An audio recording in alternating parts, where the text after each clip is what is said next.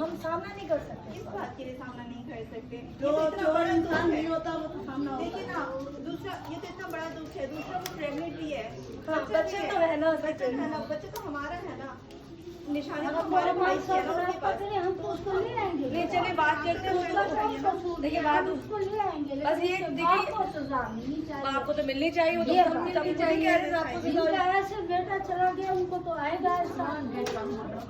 बहुत प्यारा भी मैंने देखा, इतना उसके बारे में सबने ये बोला 2 दिन पहले हो कि यहाँ से गया है, हमारे पास से मिल के गया है हमें, बोला फूफो अब हमारा बच्चा होगा, अब आप लोगों को ले जाऊंगा।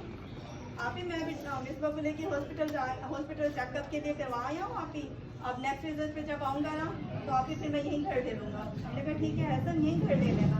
अच्छा जी, एक स्टोरी आप मुझे कॉल में देखेंगे। अभी जो बच्चा था जिसके बारे में बताया गया था कि बाप ने काटा है अपने दामाद को, उनकी फैमिली यहाँ मौजूद है। वो बच्ची ने जो भी कहा था वो कहानी आपको पता है, लेकिन असली कहानी क्या है नहीं, ये इनकी वालदा है। आप वालदा हो ना?